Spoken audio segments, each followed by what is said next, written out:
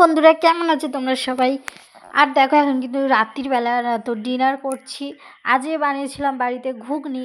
তো ওই দোকানের মতন আমি একটু করার চেষ্টা করেছি আর কি। ওই তোমার পেঁয়াজ লঙ্কা কুচোনো, বাড়িতে লেবুও থাকে সবসময়, ভাজা মশলা করে রাখি।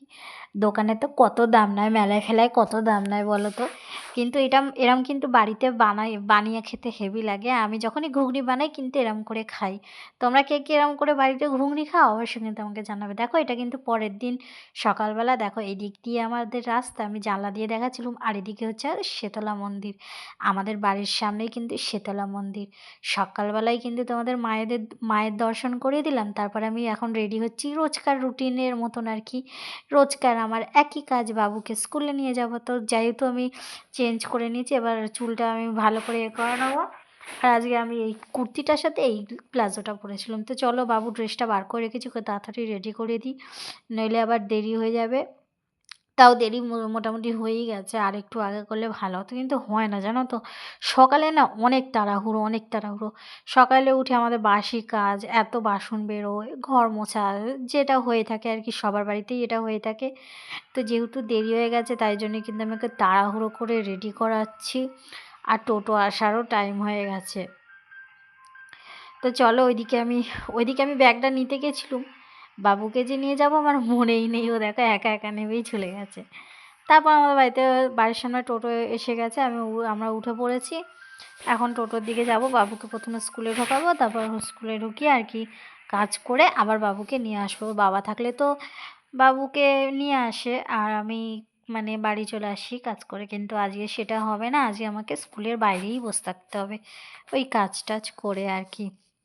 তারপরে দেখো এখন কিন্তু আমার কাজ ফাজ হয়ে গেছে। কাজ ফাজের ওখানে গিয়ে আর শেয়ার টেয়ার করিনি কী করেছি।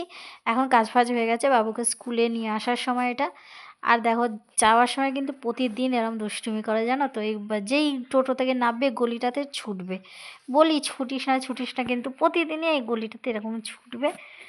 আর যেহেতু বাড়ি খুব মেঘ করে এসেছিলো, আমি বলছিলাম তাড়াতাড়ি বাড়ি চ, নইলে জোরে বৃষ্টি চলে আসবে, ভিজে যাবে, ওর শরীরটা ভালো এমনিতে থাকে না। তো দেখো যেই না কথার সঙ্গে সঙ্গে বৃষ্টি সত্যি চলে এসছে। আমার বাড়িতে আস্তে আস্তে কিন্তু ভিজেই গেছিলাম। যেহেতু ভিজে গেছিলাম তাই জন্য আর ভিডিও করা হয়নি। তারপর বাড়িতে এসে তোমাদের দেখাচ্ছি, অনেকটাই জোরে বৃষ্টি হয়েছে। আমাদের এখানে কিছু কিন্তু জল জমে গেছে।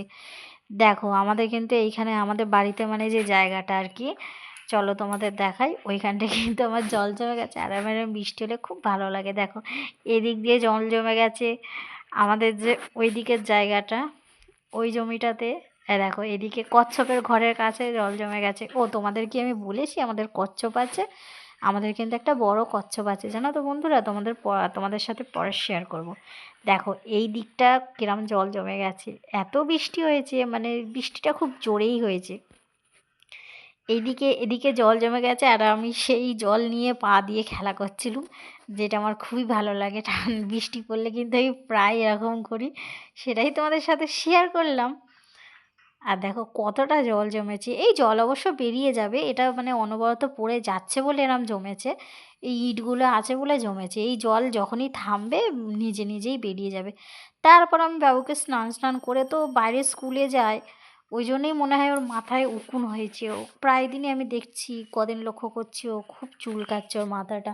আর বাচ্চাদের এরকম মাথায় উকুন হলে না আমার একদম ভাল লাগে না। বাচ্চারা তো মানে বলতে পারে না, না আমরা যেমন বলতে পারবো তো বলতে পারবে না। তাই জন্যই ওর মাথাটা ভালো করে আমি আঁচড়ে দেখছিলাম যে উকুন ঢুকেছে কি। সত্যি সেই যেটাই ভেবেছিলাম সেটাই হয়েছে, দুটো উকুন ঢুকেছে। তারপর এখনও বিকেলবেলা হয়ে গেছে, টিফিন ওকে দিয়েছি করে। ও কিন্তু এই জল রুটিটা ভালো খায়, তাই জন্যই ওকে করে দিলাম। তারপর ও নিজেই প্রথমে খাচ্ছিল, তারপর আমি ওকে খাইয়ে দিলাম। তারপর খাইয়ে দিয়ে আমি সন্ধে যেহেতু গেছে, সন্ধে দিয়ে দিলাম লক্ষ্মী বউয়ের মতন। তো আজকের মতন এইটুকুই, টাটা।